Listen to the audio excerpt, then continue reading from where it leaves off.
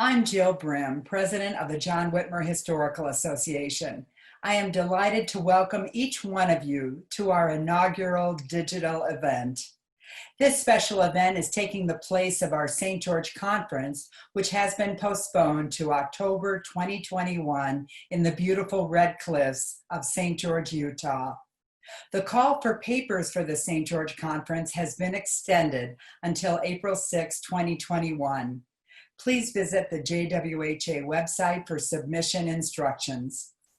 As indicated on our website, JWHA is an independent scholarly society composed of individuals of various religious faiths who share a lively interest in the history of the Restoration movement. Among our members are researchers, instructors, librarians, and those who simply enjoy reading Restoration history. We have members with deep interests in geography, material culture, and law, adding fascinating perspectives to their research. At our conferences, we chat with friends, asking for suggestions about the key actors and available resources in our research areas. At this digital event, Metamorphosis, our speakers will discuss the form and structure of restoration groups as they have changed over time after emerging from crises. Throughout the event, check your screen for the donation link provided. Your donation will help support the JWHA programs as well as our upcoming conference and scholarships. We are honored to have as our MC, Dan Whitmore, JD and CPA, Finance Committee Chair of the JWHA Board. Dan and his wife Beth are closely connected to the University of Denver. They teach a class on Native American rights and have financed endowed scholarship programs for Native Americans in the areas of law and accounting. Dan will open our 2020 digital event with reflections on the theme of scattered and gathered saints who have survived crises. Thank you, Dan. Welcome. Welcome to our first John Whitmer Historical Association virtual meeting. Well, who's John Whitmer? John Whitmer was the first historian of the Restoration, and our organization recognizes the legacy that he started. John Whitmer Historical Association is an independent, scholarly society composed of individuals of various religious faiths who share a lively interest in the history of the Restoration movement. We will celebrate our 50th year anniversary in 2022. The purpose of the John Whitmer Historical Association is to, one, create and encourage interest in Latter-day Saint history, especially the history of the community of Christ. Two, stimulate scholarly research and publication in the field of Latter-day Saint history. Three, promote communication among scholars of Latter-day Saint history. And four, provide an institutional vehicle for the dissemination of the fruits of scholarly research to members of the Latter-day Saint churches and other interested parties. Our theme for this year's meeting is Metamorphosis, scattered and gathered saints emerge after crisis. What is metamorphosis? It is the passing of one form to another, a transformation, a development change. The Restoration movement encounters crisis after crisis in its developmental years. In New York, Kirtland, Independence, Far West, Nauvoo, and later periods. The movement survived and grew stronger, as our historians can attest. During this era of COVID-19, our gathering emerges in another form, of virtual metamorphosis. We are in a state of health emergency all around us. For that reason, we're not physically gathered together. Today we meet, converse, listen, and learn, and share virtually, and yet it is still very real. Our founder, Joseph Smith Jr., had a virtual experience, and he described it as a vision. In this crisis, we have come together through another form. Today, we do not sit in a hotel, in classrooms, or in a single space together, but we are together and share research, thoughts, presentations, and perspectives. COVID-19 is not the only change in today's world. There are always new forms of life, and today is not an exemption. Our organizations are facing other pressures. One, we have changing membership characteristics and dynamics. Two, some are experiencing decreasing contributions. Three, organizational structure may be changed. Four, we are struggling with this in-between stage of the church. Public protests may lead to social change. Internal tensions are growing. And finally, substantial public square issues of Black Lives Matter, militarization of some police forces, climate change, economic uncertainties, Indigenous peoples' justice issues, LGBTQ inclusiveness, and other changes. We will wait for the next generation of church historians to fairly evaluate if this metamorphosis today results in actual change in the Restoration churches. Today, we share the research and wisdom of two scholars interested in two distinct subjects of the Restoration development and its fruits. The first explores the early development of the RLDS and now Community of Christ movement into the Philippine Islands and the church's first NGO, non-government organization. The second presentation evaluates the confluence of American Indians and the Latter-day Saints.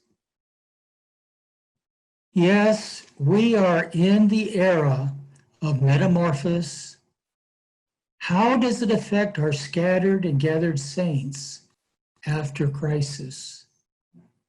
Dr. David Howlett is an 8th generation member of Community of Christ and is immersed in Restoration history as a specialist in American religions. He is the Mellon Visiting Assistant Professor of Religion at Smith College in Northampton. He taught at Kenyon College, Skidmore College, and Bowdoin College. His work highlights include these areas. One, how religious minorities participate in the development of new centers. Two, the management of internal dissent and differences.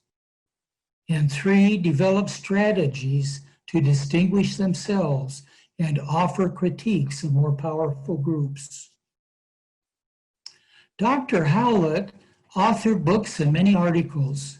His books are Kirtland Temple, the biography of a shared Mormon sacred space, and co-authored Mormonism, the Basics. This second book illustrates how young religions diversify over time and work out their place within the larger culture. This sounds like metamorphosis. He serves on the advisory board for the Mormon Studies Review and on the editorial board for our own John Whitmer Historical Association journal. Thank you, David. Now listen to this. David Howlett is one of three covering the Community of Christ church historian role. Please welcome Dr. David Howlett. Hello, I'm David Howlett of Smith College, and I'd like to present tonight a story of the church's founding in the Philippines, and a story about the foundation of the first RLDS NGO. Let me share my screen with you, and we'll start the presentation. The story of the evacuees, a Filipino congregation, a Cold War insurgency, and the development of the first RLDS NGO, 1972 to 1974. In 1972, the President of the Philippines, Ferdinand Marcos, declared martial law to target political opponents of his regime. The New People's Army, the armed wing of the Communist Party in the Philippines, struck back, bringing armed conflict to several rural villages in northern Luzon. In one of those villages, members of a growing RLDS congregation found themselves caught in a war zone. This talk draws upon oral history interviews with congregation members who survived the conflict. It details their experiences during the insurgency and their journey to establish new lives and a new congregation in a new place. In the process, this talk narrates the founding of the RLDS Church's first humanitarian NGO and places the congregation's story within a larger context of Cold War politics, religious affiliation in the Philippines, changing understandings of Christian missions, and the rise of transnational faith-based NGOs after World War II. First, though, this talk will provide background to understand the emergence of the RLDS Church in the Philippines in the late 1960s.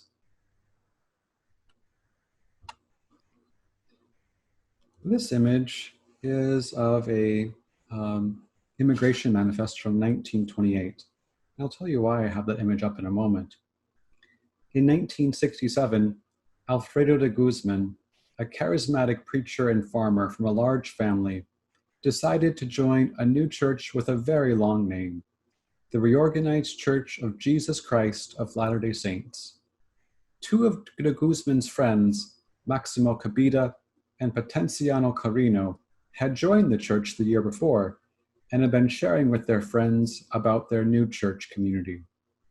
Cabida, Carino, and de Guzman had all been ministers in the Church of God Seventh Day, a small Adventist church based in the United States.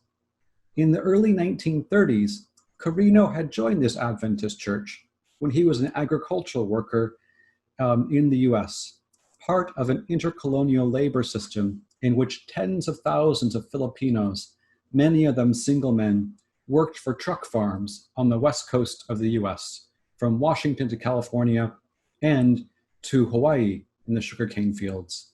And if you can see this document, if you go down a ways, this is from 1928, you see the name Potenciano Carino from San Manuel, Pangasinan, in the Philippine Islands.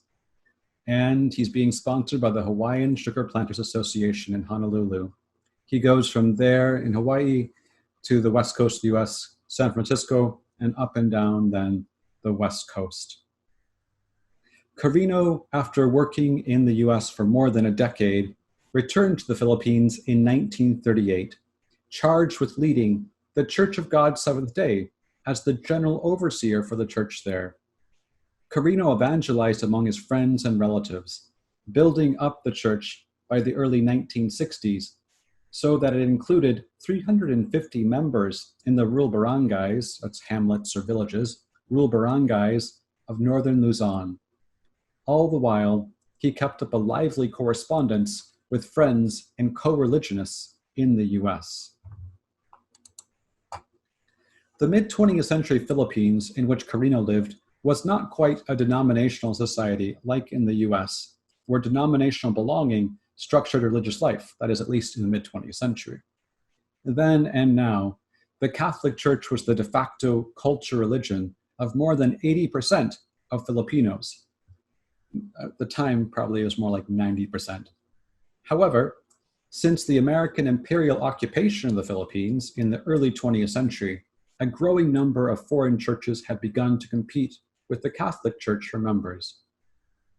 This included mainline American denominations like the United Methodist Church, the Congregational Church, and the Episcopal Church, as well as more conservative American denominations like the Seventh-day Adventists and Jehovah's Witnesses. Indigenous Filipino churches like the Iglesia Ni Cristo and the Iglapayan Church, or the Philippine Independent Church, also made many new converts. Later, American military personnel in Cold War-era Philippines brought with them more religions to the Philippines, such as the Church of Jesus Christ of Latter-day Saints, or the LDS Church. Carino's story, though, reminds us that it was not just Americans who traveled to the Philippines who then evangelized and created new religious communities there. It was also Filipinos who had lived in the US who imported new churches to the Philippines. In the early 1960s, Carino renewed his correspondence with a Filipino friend with whom he had worked in Oregon in the 1930s. That friend, Benito Malawat, had stayed in the United States and found himself working as a barber in Independence, Missouri, where he subsequently joined the RLDS Church. Malawat sent Carino evangelistic literature from the RLDS Church, hoping that Carino might be persuaded to join it. After reading, discussing, and pondering the literature over the course of several years, Carino and Kabita had a series of meetings with RLDS 70 Dale Bethel, Apostle Charles Nuff, and President of the Council of 12 Apostles, Clifford Cole. Kabita and Carino both decided to join the RLDS Church, and both were ordained as elders in their new church, with Carino being appointed as the national minister and Kabita as his assistant. Former congregation members in Carino's Church of God Seventh-day, like Tomas Andreas, in nearby San Manuel, joined shortly thereafter. A year later, in 1967, Pastor Alfredo de Guzman, Carino's former colleague who lived in a distant mountain village, joined as well. And Alfredo had been also a pastor in the Church of God Seventh-day. Alfredo lived in a small rural barangay or hamlet called Dingading, a place deep in the mountains of the Isabela province in northern Luzon. Alfredo, like most rural Filipinos, was from a large family, and his family regarded him as their spiritual leader. When Alfredo joined the RLDS Church, so did all of his 9 siblings and their children, and this is a picture of Alfredo's last surviving sibling in 2015. That was Lolita de Guzman Carrig. And she was in her 80s at the time. So the de Guzman family and their friends farmed the mountainous hills around Dingading, raising corn, pineapples, and bananas. The work was hard, but the land was fertile. Dingading itself was connected to other barangays by a mountain road that could only be traversed by carabao. It's kind of like a water buffalo, if you will. So carabao and cart. As such, it was a fairly isolated hamlet. By the late 1960s, the president of the Philippines, Ferdinand Marcos, had instituted an authoritarian government that resembled democracy in name only. Backed by the US, Marcos won a second term as president in 1969, and he moved to consolidate his power by squelching the voices of all his opponents. This led to further resistance. Some of these resistance groups sought peaceful means of change, while some argued that change could only happen by the use of force. The New People's Army, the military wing of the Filipino Communist Party, began to organize in rural areas and cities to oust Marcos and bring about a revolution in the Philippines. Armed conflict ensued between government forces and the forces of the NPA, especially in rural mountainous areas that the NPA favored for its base of operations. And one of these areas was the small village of Dingading. The first NPA forces moved into the area around Dingading by 1969. These individuals were largely organizers. They came in small groups and they were lightly armed. However, due to the rural location and the isolation from other barangays and government forces, Dingading was effectively controlled by the NPA, and the NPA moved about its forests surrounding the village. NPA organizers might enter a home and ask for the people to feed them, or NPA soldiers would arrive at one's doorstep with rice, and a family would be expected to cook it for them. No one dared to be a bad host. In a significant escalation of the conflict between Marcos and the NPA, the president declared martial law in the Philippines on the 23rd of September, 1972, inaugurating a 14-year-long period of martial law that would only end with his ouster as the president of the Philippines in 1986. Ostensibly, Marcos had declared martial law in response to bombings by NPA forces in Manila. These attacks gave Marcos the political cover to move decisively against all political opponents, whether or not they were connected with the NPA. Historian Richard Kessler notes that Marcos subsequently mythologized the NPA, investing it with a revolutionary aura that only attracted more supporters. In the ensuing conflict, Marcos engaged in aggressive counterinsurgency operations against the NPA across the nation. In the area around Dingading, government forces moved in with heavily armed soldiers and even boasted a few tanks and machine guns to support their counterinsurgency operations. The NPA also boosted their forces, sending in what they called encounter forces. Those were a few dozen soldiers who were heavily armed, though they lacked the vehicles driven by the Filipino army. Dingading had become a war zone. The 20 families that made up the Dingading congregation faced unnerving and dangerous day-to-day conditions. Government soldiers made a base within their village, thus leaving the villagers open to attack by the NPA. Families worried about stepping on mines and being caught between forces and ambushes, and their fears were well-founded. From late September to October 1972, NPA forces engaged government forces in 4 different firefights in Dingading, resulting in civilian as well as military casualties. Wenceslao de Guzman, this is him in 2015, at the time a young man, Wenceslao de Guzman remembers that local men in Dingading were conscripted to be part of what were called then Barrio Defense Units, a barrio and barangay, about the same thing basically. Barrio Defense Units. They were forced to operate checkpoints in these units and guard the government camp in their village, thus putting them potentially in the line of fire between NPA and regular government forces.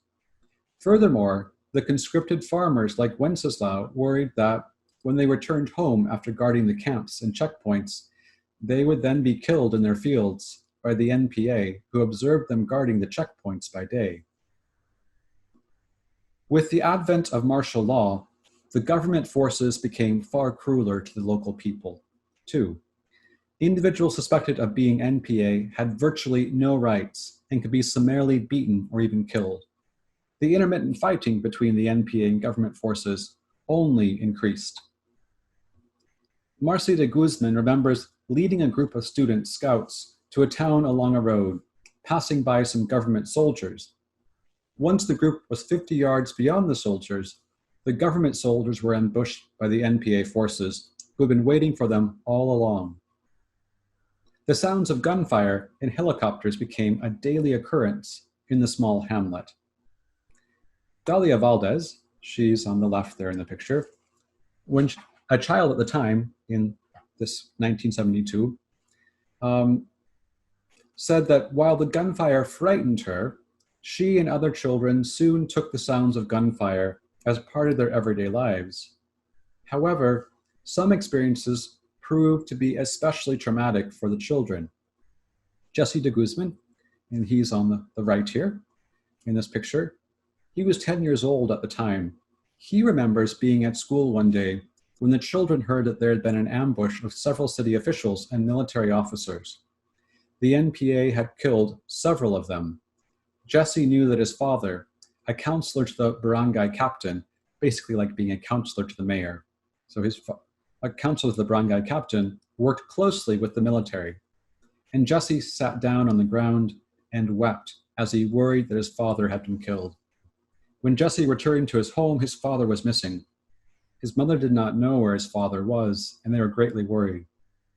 Then a government helicopter swept down on their home, and a man fell out. The man got up and then walked towards Jesse. It was his father.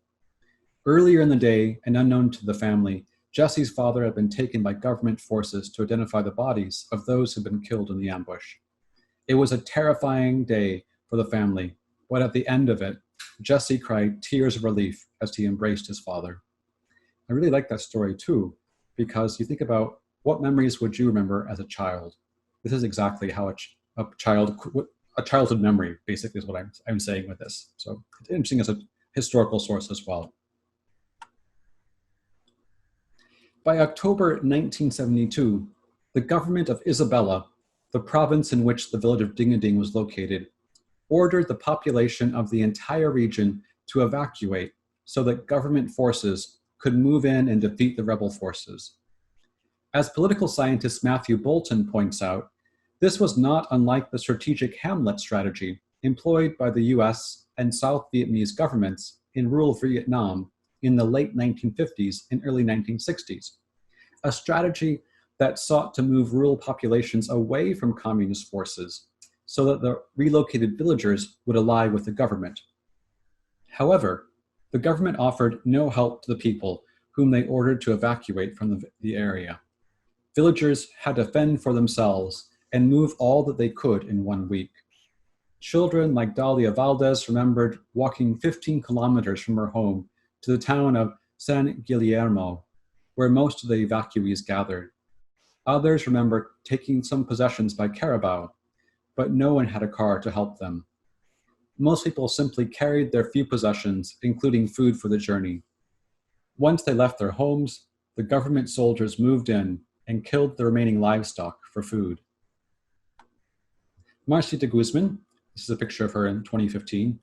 Marcia de Guzman, a school teacher and the wife of Alfredo's nephew, Cesar, wrote a letter with Alfredo and addressed it to Apostle Charles Neff. They explained their dire situation and requested direct assistance from the church. In response, Neff and the Filipino church leaders decided on a bold plan of action. Alfredo had a sister who lived in a village called Simiban, hours away from Dingading, in the neighboring state of Rojas. There was land available for sale in Simiban too. Church leaders saw a chance here to give members of the Dingading congregation a new start in a new place.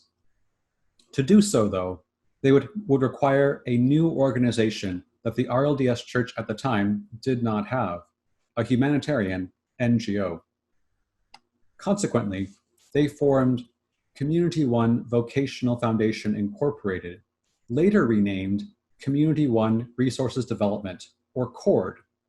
Legally incorporated in the Philippines on December 6, 1972, the first board for this organization included Pastor Alfredo de Guzman of Dingading, Pastor Maximo Cabida of Binalonan, RLDS Bishop of East Asia, Kenneth Chung Ming, Pastor Thomas Andreas of San Manuel, Walter Coward of Cornell University and the Philippines-based Institute for Rural Reconstruction, and Apostle Charles Neff. Through the auspices of the new NGO, church leaders borrowed $25,000 from the RLDS presiding bishopric and purchased house lots and rice fields in Simiban. Each church family was given 2 hectares of land to farm, with the understanding that they would pay back the church at 1% interest over 12 years after a built-in 3-year delay of repayment. So they wanted to give them time to actually raise crops and get enough going so that they wouldn't immediately have to be paying off their loans. While the evacuees squatted on land or stayed in the yards of acquaintances in the small town of San Guillermo in Isabela province, Alfredo de Guzman and Charles Neff implemented the first stage of their resettlement plan and sent 8 families to Simibon. So Alfredo actually selected those 8 families to send. Many of the first 8 families only sent 1 or 2 family members ahead to work the land and grow the first crops, while others stayed in San Guillermo. Cesar de Guzman remembers how he struggled to clear the thick grass from the fields to plant his first crop of rice. The church had hired a technician who advised the evacuees, as they were called by locals. We'll get to that in a moment. But the church hired a technician to advise the evacuees on planting this new crop. But it was still difficult work. Cesar remembers that the first few crops were not very good, and he worked his plot alone while his family lived in San Guillermo. Meanwhile, his wife Marcy taught school in San Guillermo, and she was pregnant at the time. She eventually had her baby while in San Guillermo.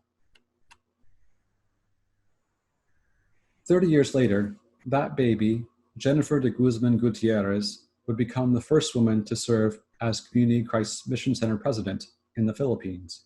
And there you see Jennifer in the turquoise blouse. By 1974, 12 more families had joined the first 8 families in the barangay of Simibon, including Dalia's family.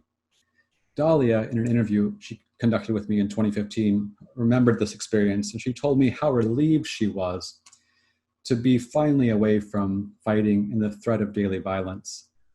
Dalia's family and the 19 other families formed a group that locals in the surrounding area somewhat derisively called the evacuees. It became both something that people identified with and something occasionally used to undermine folks to make them as an out group. But it became a name for the new group of people in Simibon. These 20 families met for church at Alfredo de Guzman's new home in Simibon. Their congregation would grow to become the largest RLDS congregation in the Philippines. And there's a picture from 75 of the church building, which is Alfredo's home.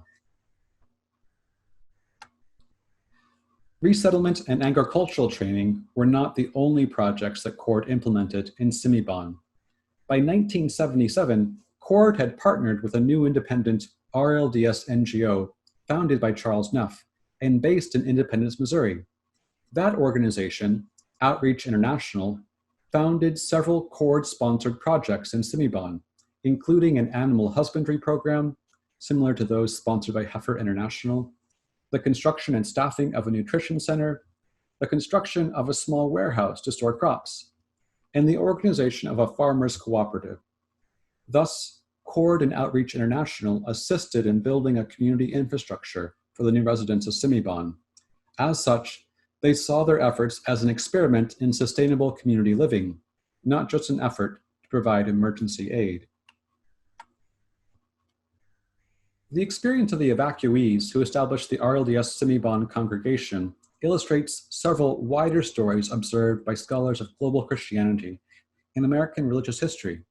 First, the establishment of CORD as a church-affiliated NGO tracks with a more expansive story of transnational connections between American Christians and other Christians living at the periphery of American empire.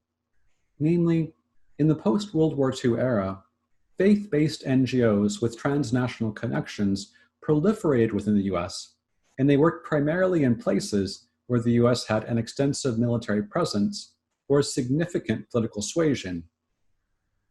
Some faith-based NGOs, like Lutheran World Relief or Catholic Relief Services, had explicit denominational connections. Others, like the independent evangelical organization World Vision, were allied with people within very specific non-denominational conservative religious milieus, in this case, independent evangelicals, right? Nonetheless, they all evidenced an international hunger for global connection beyond the lines of nationality, as well as a trend among many Christians to re-envision the work of missions from primarily proselytizing endeavors to supposedly more neutral humanitarian aid endeavors. And of course, nothing is ever neutral, right? This is also caught up in Cold War politics. Nevertheless, the RLDS Church followed this trend as evidenced by the establishment of CORD in the Philippines. Historian Dima Hurlbut has observed a similar trend within the RLDS Church's establishment in southeastern Nigeria in the very same era. Yet, the rationale and appeal of CORD also diverged in select ways from other faith-based NGOs in the same era. Anthropologist Britt Halverson notes that contemporary medical aid is, quote, appealing to Christian actors because of the non-interference and cultural distance ostensibly made possible by the relief aid model, in contrast with the face-to-face encounters and cultural imperialism of colonial evangelism. So what she's saying is that basically this new model is a reaction against what they see as older models.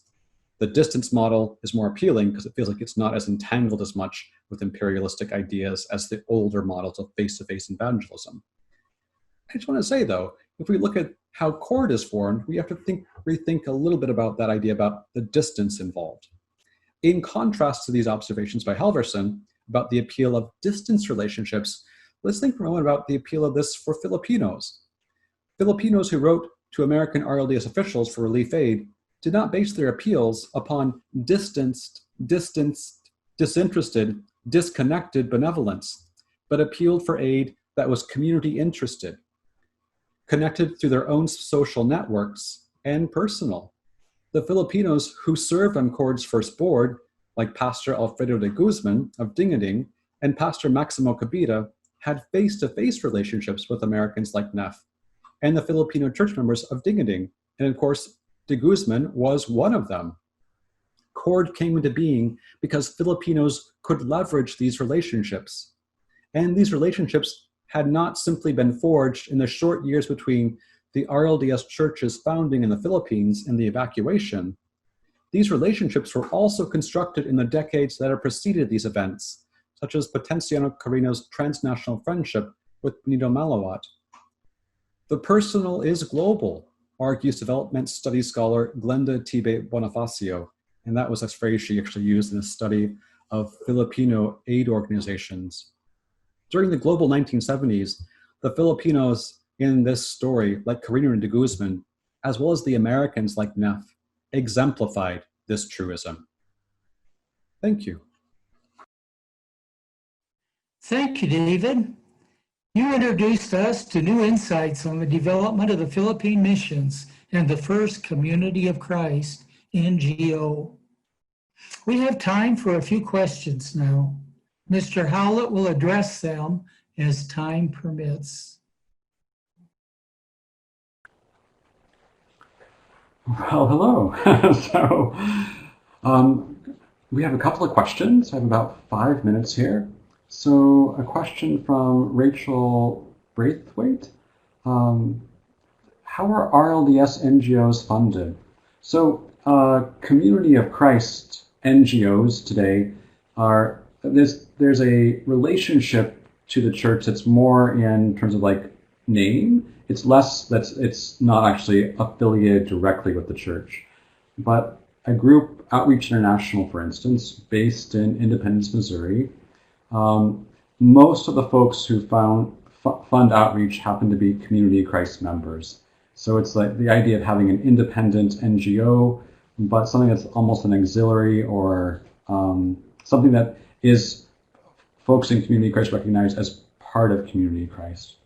So Community of Christ folks fund outreach, and even congregations will at times have like a jar. I remember when I was in their congregation for donations for Outreach International.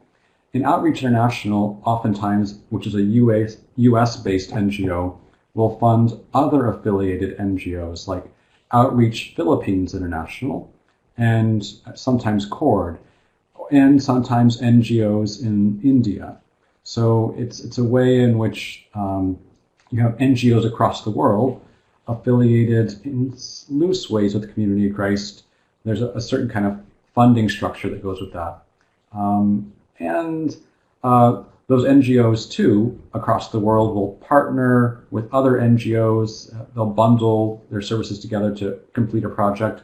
And, of course, those NGOs, too, will apply for funding and funds from local governments, like Filipino agricultural grants, or grants from the government of India. So in those ways, the NGOs are funded from multiple sources on the ground in many different places. So Kathy Robinson makes a comment that she was in the Philippines with Outreach International in the Isabela area in the mid-1970s and went to the church there, as well as seeing the soldiers at checkpoints. Our church people were brave and committed for sure. So, yep, that first generation of Filipino members there were extraordinarily committed. And yes, so I should probably interview you, Kathy. I'm still working on this project. It says turn up my volume. There we go. Maybe that's better. I was maybe a little too soft. So there we go. So yes, I'm hoping to continue actually on this project a little bit more. I think one of the interesting things that makes Community of Christ enter this ecumenical world, part of the way in which Community of Christ becomes more of an ecumenical church is not simply by thinking about the doctrine that it espouses or having folks go to seminary. Those are ways in which it becomes more ecumenical.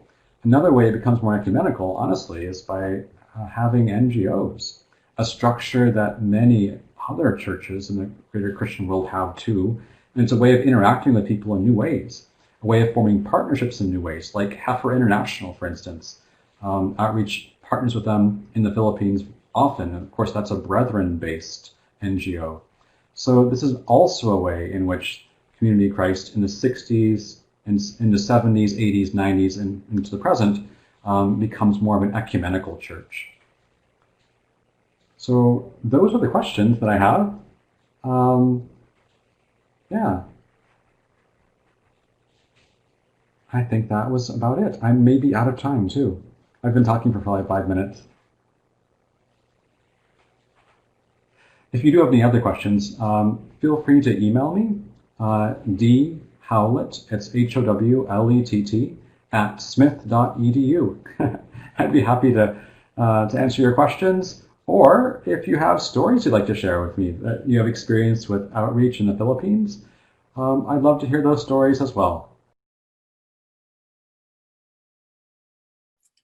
Thank you, David, longtime member of JWHA, for your fascinating presentation and research. At this time when we have been sequestered, we are grateful to be able to read the John Whitmer Journal and selections offered by John Whitmer Books. We thank the editors, editorial boards, and contributing authors of John Whitmer Journal and John Whitmer Books for all their efforts. JWHA is now planning our upcoming St. George Conference, hoping to offer scholarships to students of Restoration history. Please find the donation link on your screen and consider giving to JWHA.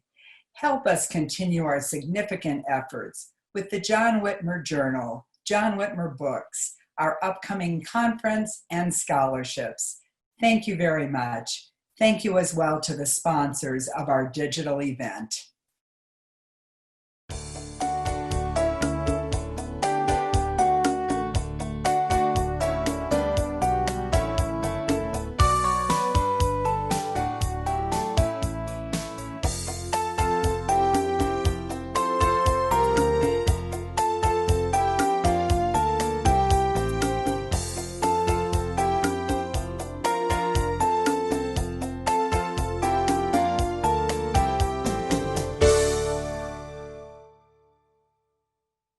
In Joseph and Lucy Smith's Tunbridge Farm, an archaeology and landscape study, we have looked carefully at physical evidence left behind by the Smith family. We have also uncovered new documentary sources, and together this information sheds light on Joseph and Lucy Smith's family in late 18th century Tunbridge Gore, Vermont.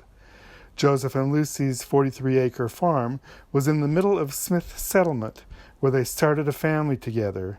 Here, Lucy sought the change of heart described by her sisters that led to her own first vision. This is Bill Russell, and I am speaking to you from Lamoni, Iowa. 14 of us gathered at the home of Dick and Barbara Howard in September 1972 to organize a historical society focused primarily on the RLDS Church and the other churches that separated from the LDS or RLDS churches. We chose the name John Whitmer Historical Association because John Whitmer was the first church historian, and he never went to Utah, and he never joined the RLDS Church. My motion to adopt the name John C. Bennett died for lack of second. We did include LDS members and include some LDS topics in our meetings as well as in our journal, which we introduced in 1980. We continue to do so today. Our first annual meeting was held at Nauvoo in September 1973. We have held them at cherished historical sites during the last weekend of September ever since. In 2002, we added a full day to our annual meetings, running from Thursday night through Sunday noon. In the early years, we were small, often with about 50 people at our annual meetings, but we have had up to 230 since, and our membership has exceeded 400. And thus, we remain scholarly, solvent, and smug on our 50th birthday.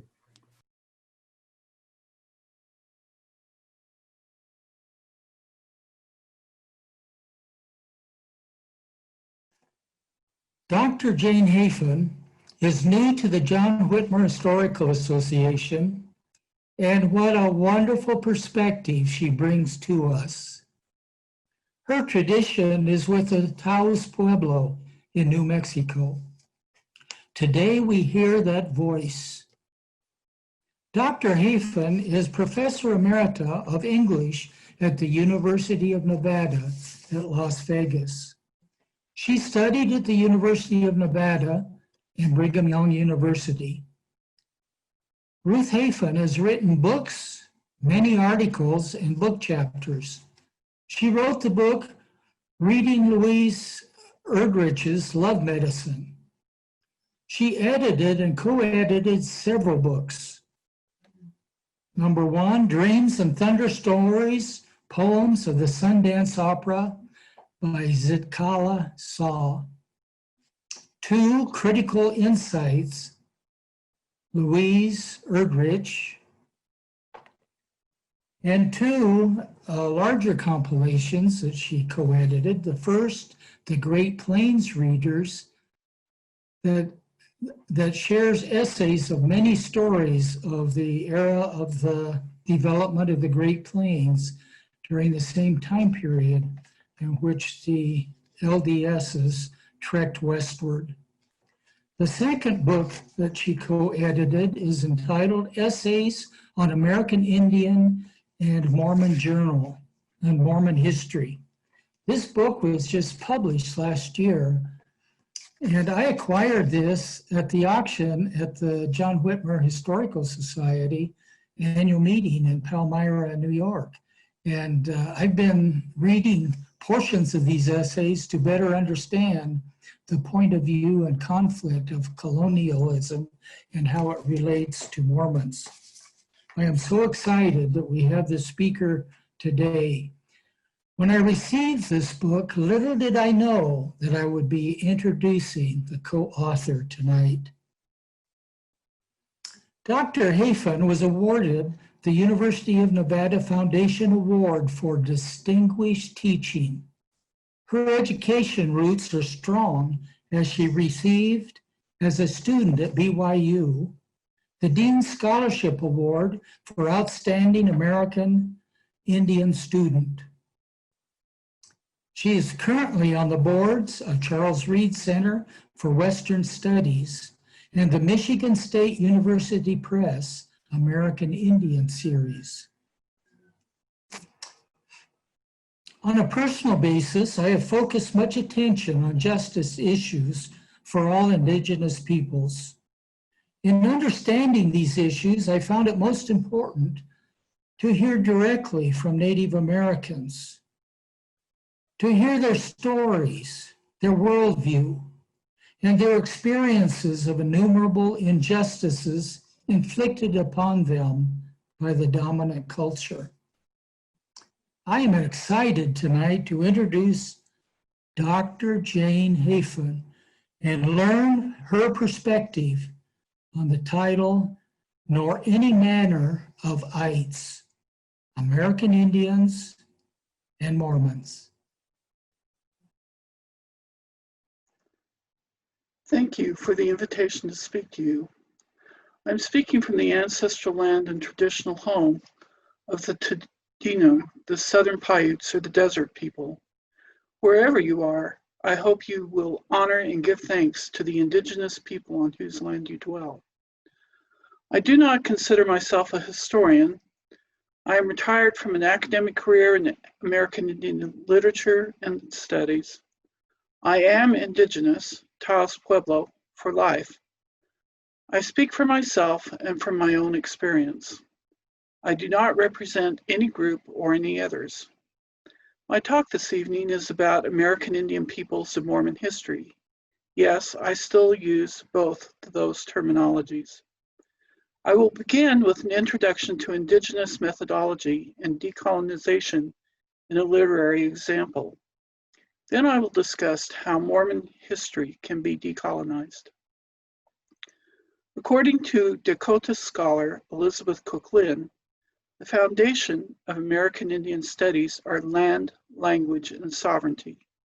Further, Choctaw writer Leanne Howe has developed an indigenous methodology called tribalography. As she explains, Native stories, no matter what form they take, novel, poem, drama, memoir, film, history, seem to pull together all the elements of the storyteller's tribe, meaning the people, the land, and multiple characters and all their manifestations and revelations, and connect these in past, present, and future milieus, present and future milieus meaning non-Indians. Tribalography comes from the native propensity for bringing things together, for making consensus, and for symbiotically connecting one thing to another. These critical approaches place indigenous thought as the source and the center of examining issues regarding Native peoples, regardless of academic discipline. They disrupt colonialism and, importantly, resist appropriation of Native thought into the colonial critical discourse or traditional literary criticism or historiography. They not only address the fundamental need for physical survival, but also address intellectual endurance. They constitute what White Earth Ojibwa writer Joe Visner calls survivance, survival and persistence. Sometimes literary authors are those who must tell histories that historians cannot or will not tell. One of the best examples is the chronicling of 19th century Blackfeet Pecuni life by James Welch in his novel Fool's Crow. Relying on the stories of his grandmother who survived the massacre at the Marias River, Welch uses language, land, and sovereignty to tell an indigenous history. Last spring, National Book Award winner Ojibwa writer Louise Erdrich published the story of her grandfather and his resistance to the termination policies of the 1950s in a novel called The Night Watchman. The main character, Thomas Wajak, works diligently to prevent the Turtle Mountain Chippewa from disenfranchisement. His actions are documented, so while this is a novel, it is also representative of indigenous history and Mormon history. The primary architect of tribal termination is Senator Arthur V. Watkins of Utah.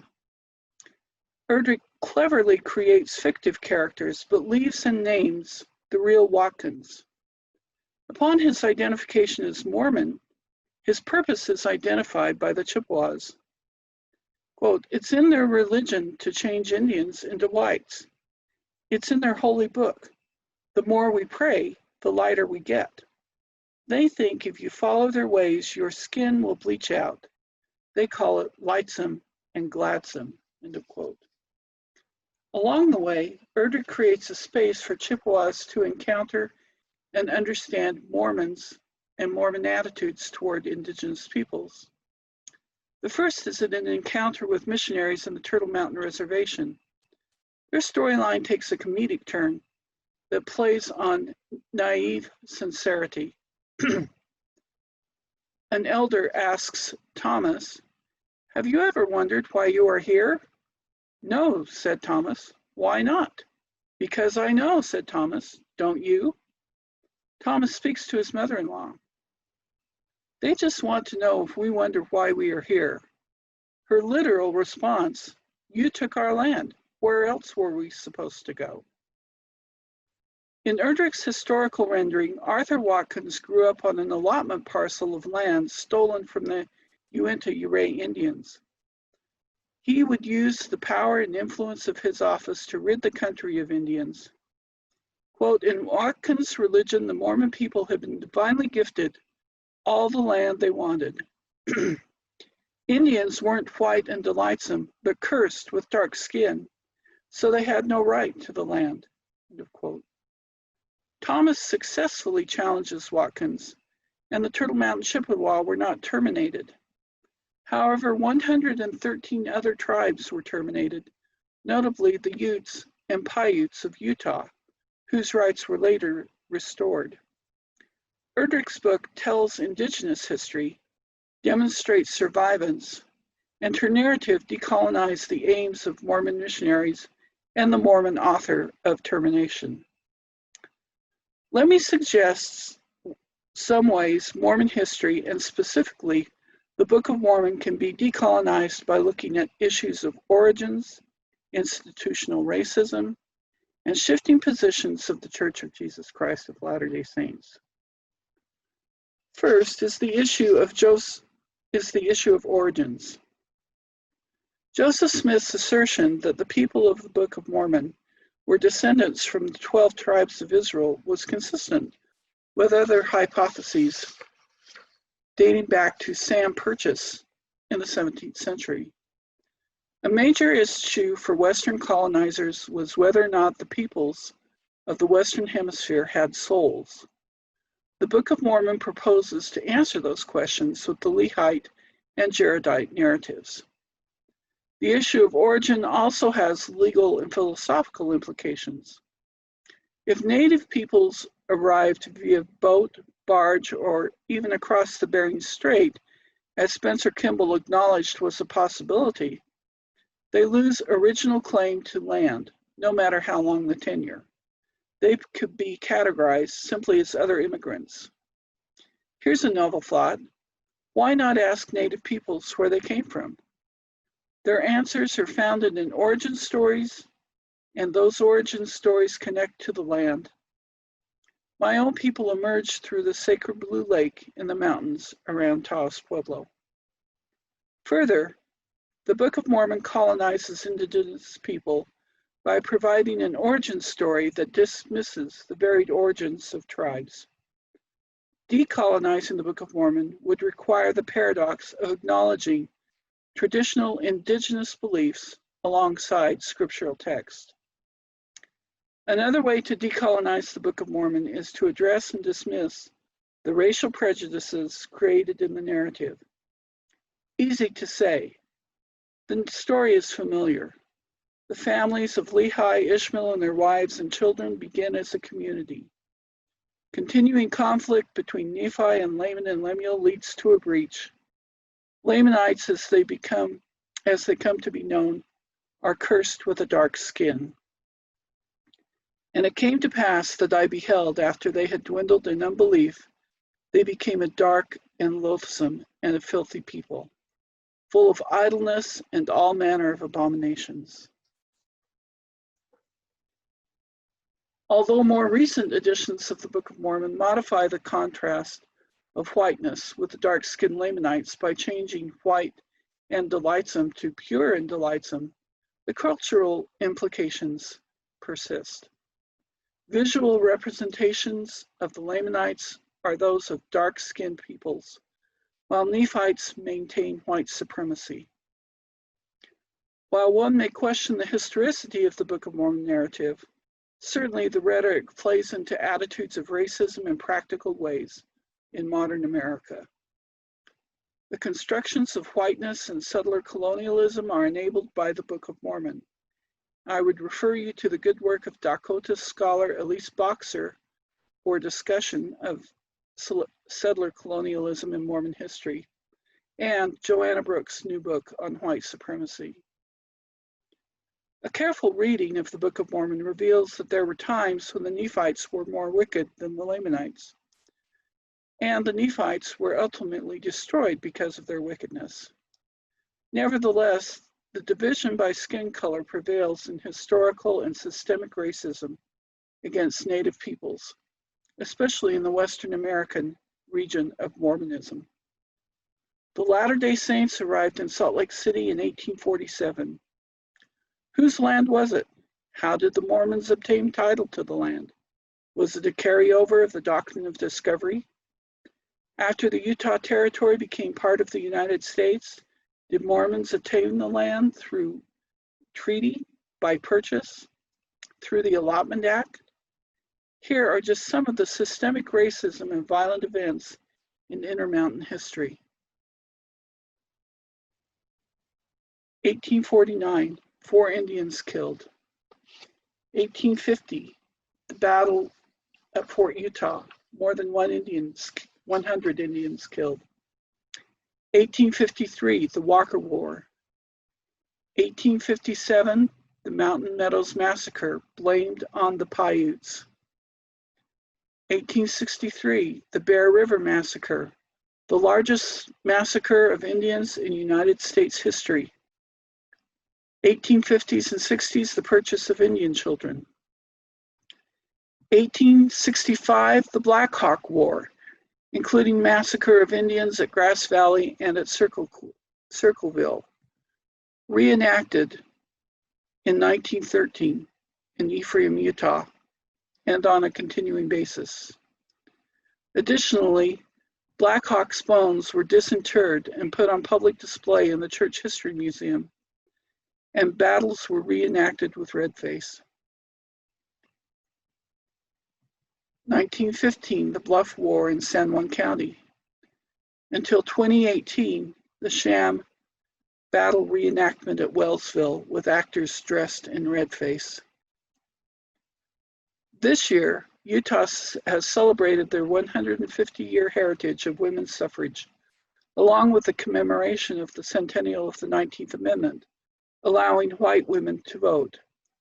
However, rarely mentioned is the accompanying fact that Utah was the last state to grant Indians voting rights in 1957.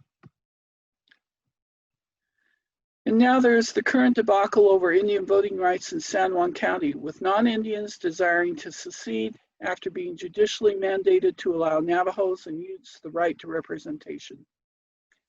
This group is the same contingent that opposes the designation of barriers as a national monument, despite the support from 5 local tribes.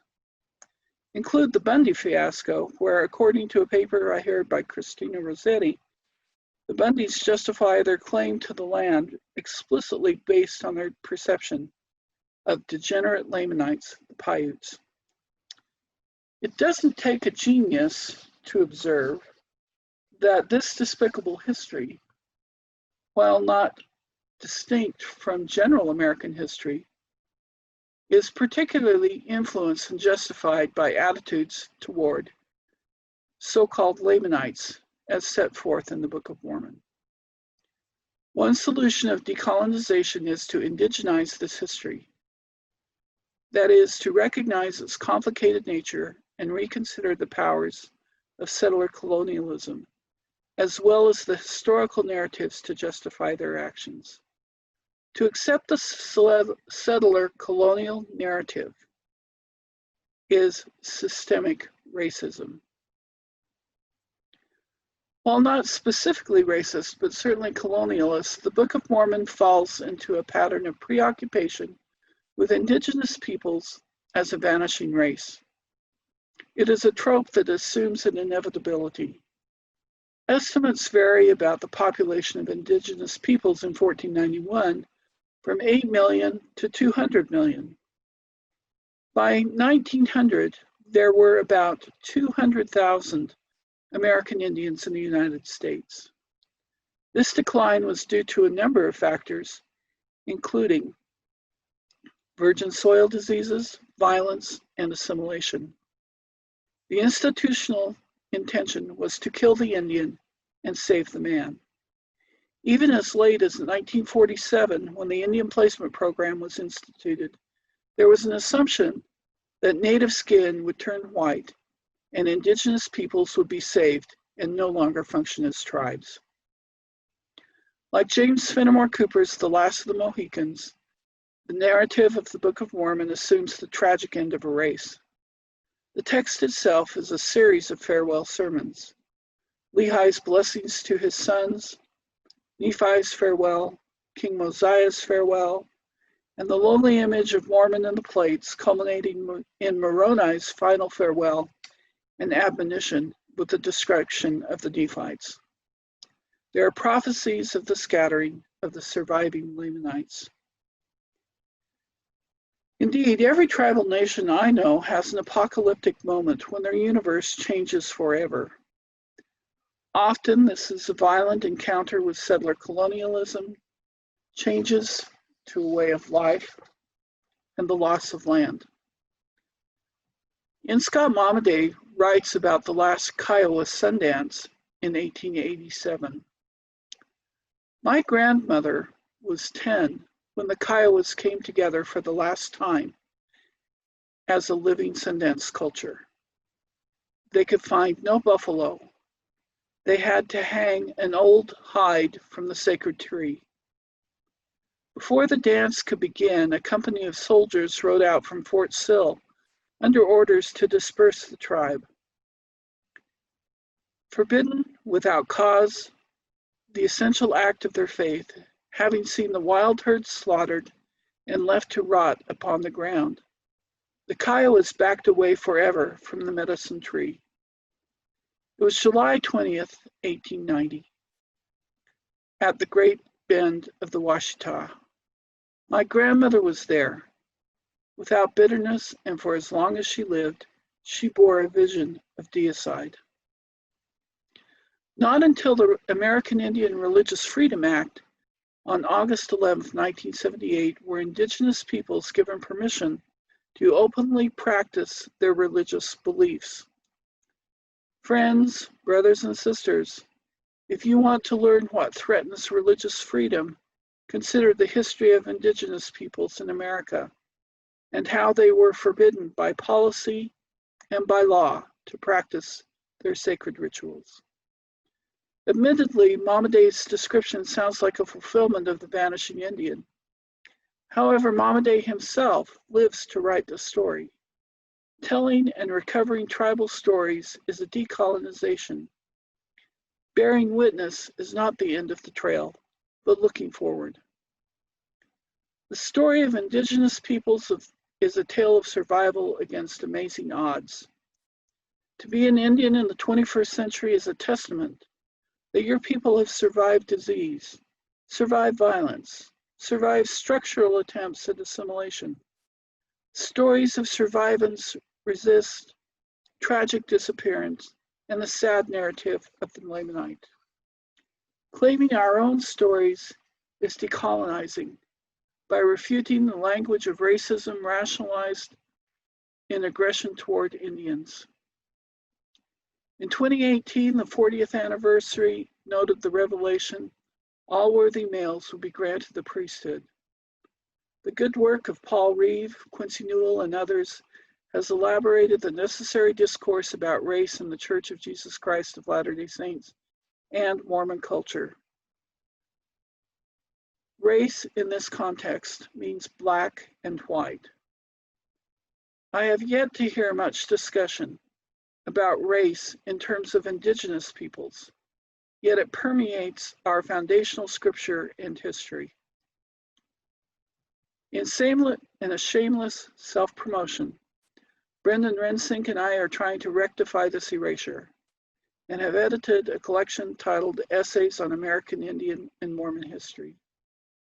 We are grateful for the award and acknowledgement from the John Whitmer Historical Society. In this anthology, authors address some of the complications of race relations.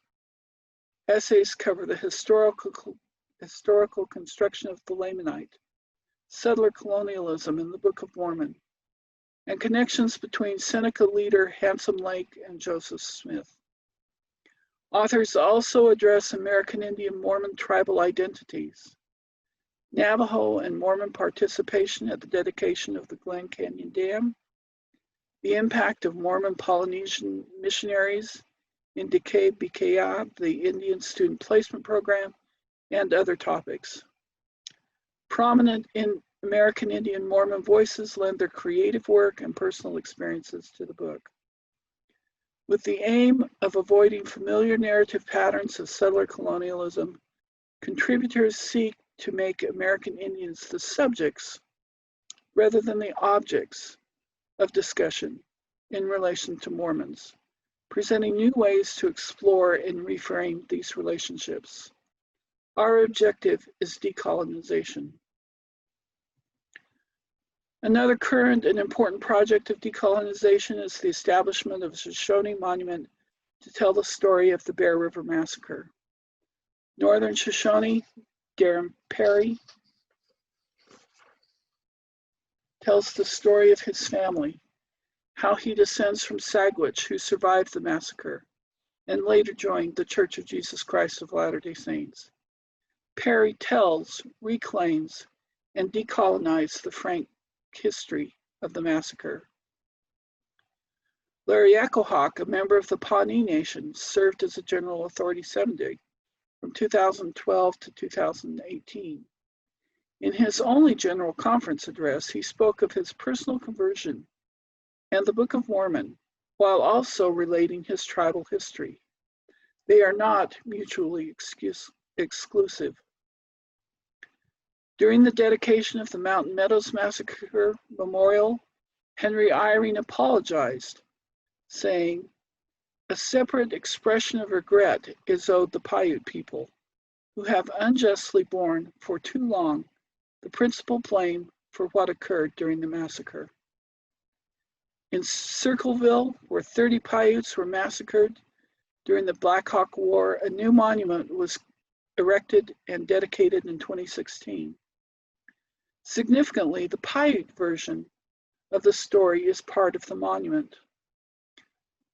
The LDS Church contributed to its construction and its narrative.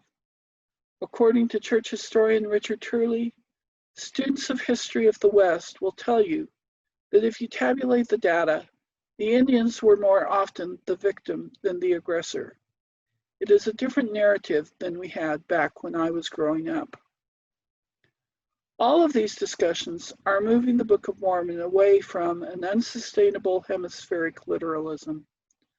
According to Jana Reese's The Next Mormons, only half of millennials, 62% of boomers, and 53% of Gen Xers believe the Book of Mormon is a literal historical account. These developments are other acts of decolonization. So let me conclude by suggesting that the Book of Mormon itself offers some keys and principles in decolonizing history. If, as James writing in, and Seminole scholar Susan Miller aver, that colonialism is a crime against humanity, the decolonizing remedy is to treat each other with kindness and respect, to overcome our prejudices, to step out of our comfort zones and rethink what we have believed our whole lives, to set in practice the principles of the gospel of Jesus Christ. While decolonization is a theoretical methodology, it is also a way of describing how we can attempt to be more inclusive, kind, and act charitably one toward another. Consider these scriptures from the Book of Mormon. The Lord inviteth them all to come unto him, and partake of his goodness. And he denieth none that come unto him, black and white, bond and free, male and female. And he remembereth the heathen, and all are alike unto God, both Jew and Gentile.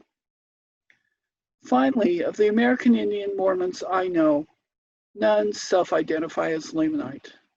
Becoming one in Christ requires giving up the categories and their accompanying prejudices. And it came to pass that there was no contention in the land because of the love of God, which did dwell in the hearts of the people. There were no robbers, nor murderers, neither were there Lamanites, nor any manner of ites, but they were all in one, the children of Christ, and heirs to the kingdom of God. Ta'u, thank you. Dr. Hafen, thank you for helping us understand the historical implications and consequences of Latter-day Saint interactions with Native Americans. We particularly appreciate your perspective. History to be reported accurately must include all perspectives. Now we have some time for a few questions. Dr. Hafen will address them as time permits.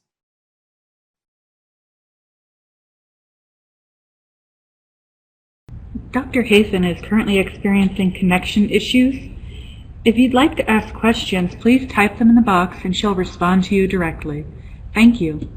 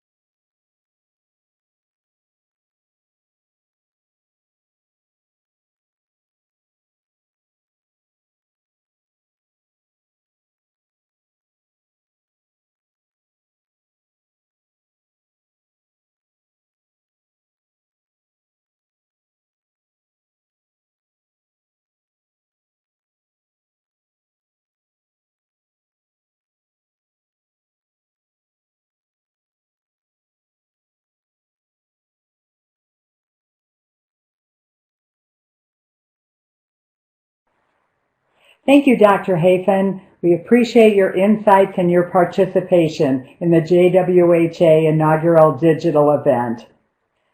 Upcoming, we will have some videos and then proceed on to the Hymn Fest. Thank you. Hi, this is Seth Bryant, Chair of the JWHA Membership Committee.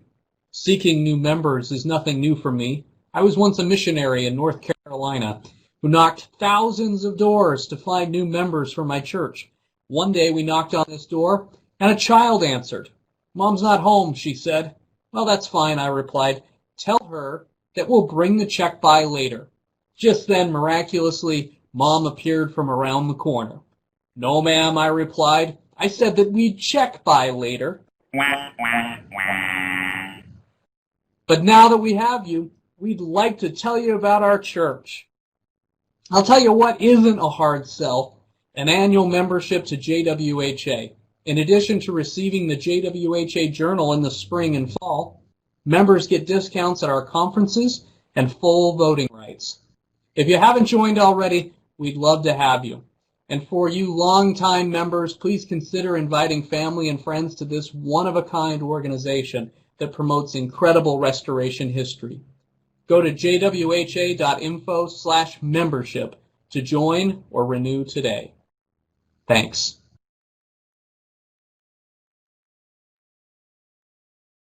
Alone we have wandered as strangers in sin, and cried in the desert for thee. Our foes have rejoiced when our sorrows they see, but Israel will shortly be free.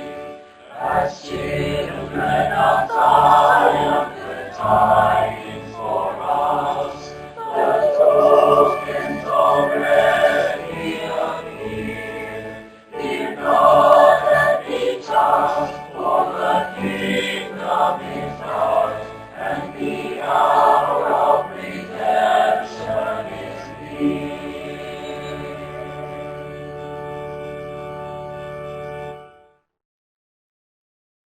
Redeemer of Israel is one of the earliest hymns of the church. It was written by W.W. Phelps. He was inspired by the lyrics of the hymn, "O Thou in whose presence my soul takes delight," by Joseph Swain. Phelps revised 3 of Swain's verses and added 2 more to create Redeemer of Israel. Today, only 4 of Phelps' verses are sung. Phelps' lyrics first appeared in the Evening and Morning Star in 1832, and the hymn was included in the church's first official hymnal in 1835. Please join us in singing Redeemer of Israel.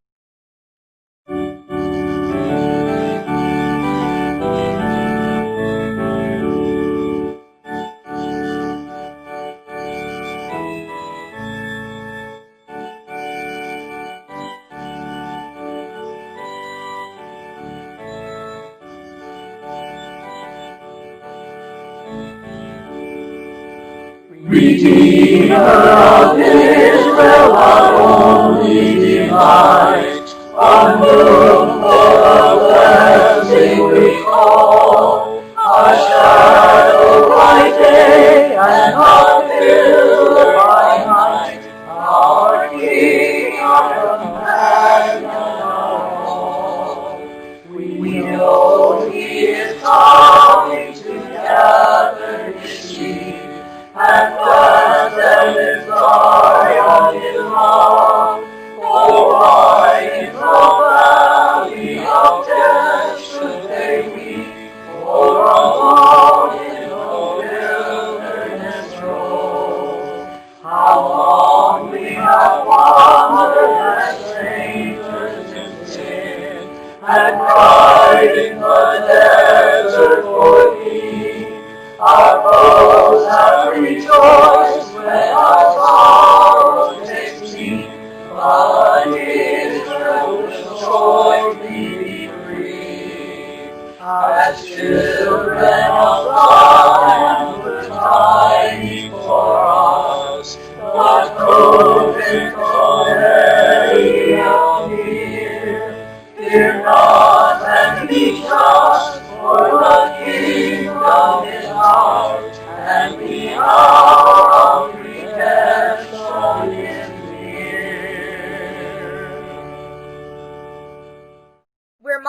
Zion was written by Isaac Watts in the early 1700s.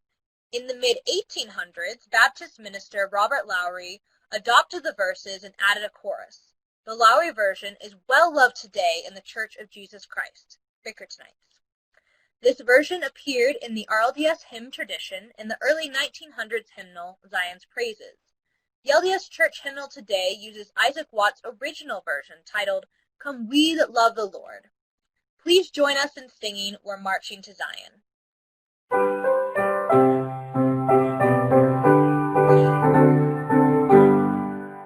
Come we that love the Lord, and let our joy be known. Join with us all and sing joy. Join with us all and sing joy. And bless the Lord from the host around the throne. We're marching to Zion, beautiful, beautiful Zion. We're marching away to Zion, beautiful city of God. Let those we used to sing who never knew God. My children of the heavenly King, my children of the heavenly King, may joy their joys on joy is not, their joy is not. We're marching to Zion, beautiful, beautiful Zion. We're marching away to Zion, beautiful city of God. The birds of Zion use on mountains and streams. Before it reaches the heavenly, before it reaches the heavenly, oh, wonderful cities, oh, wonderful cities. We're marching to Zion, beautiful, beautiful Zion. We're marching away to Zion, beautiful city of God. The songs of love and every tear we cry. We're marching through in Randall's ground. We're marching through in Randall's ground. To carols of night is where all the night. We're marching to Zion, beautiful, beautiful Zion. We're marching away to Zion, beautiful city of God. The Spirit of God Like a Fire is Burning, W. Phelps wrote about the spiritual experiences in the Kirtland Temple leading up to its dedication. The song was performed at the dedication service from all four choir boxes, creating 1836 surround sound. The original song had 6 verses, but today only 4 are regularly sung. This song continues to unite the scattered saints of the Restoration. Please join us in singing The Spirit of God Like a Fire is Burning.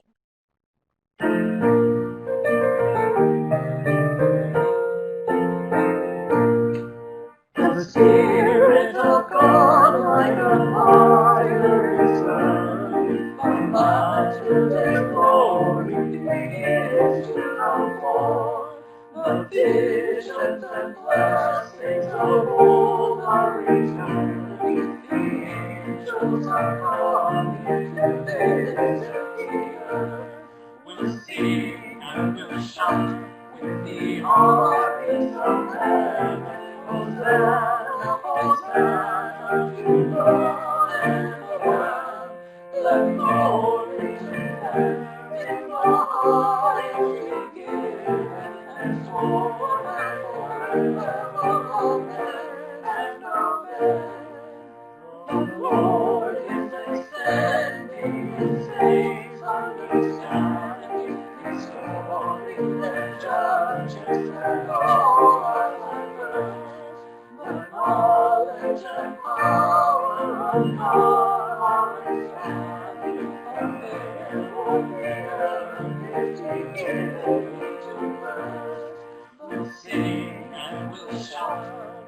the armies of heaven. Hosanna, Hosanna to God and the Lamb. Let glory to them in the highest be given, and so and forever. Amen and amen. We call in our song the Savior's Spirit to spread forth the kingdom of heaven abroad, that we through our faith may begin to inherit the visions and blessings and glories of God. We'll sing and we'll shout with the armies of heaven.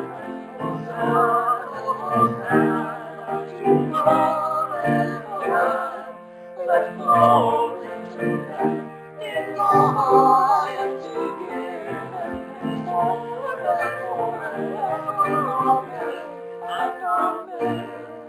How blessed the day when the land and the vine shall lie down together with God and God, and give from the promise His blessing inside, and Jesus is there with His chariots of fire. We'll sing and we'll shout with the armies of heaven. Hosanna, Hosanna to God and the Lamb. Let glory to them in the highest be given, and so and forever. Amen and amen.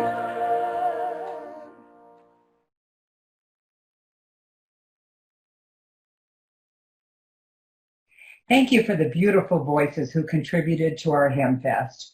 We know that you were joining along with our choir. It has been a pleasure to have you with us at our inaugural digital event. We look forward to seeing you at the October 2021 St. George Conference, where we can continue our conversations on restoration history. We thank our speakers who have enlightened us. Once again, check your screen for the donation link to strengthen the many JWHA programs that add to restoration history. Now please participate in our brief survey so we can capture your thoughts about the digital event. Again, thank you.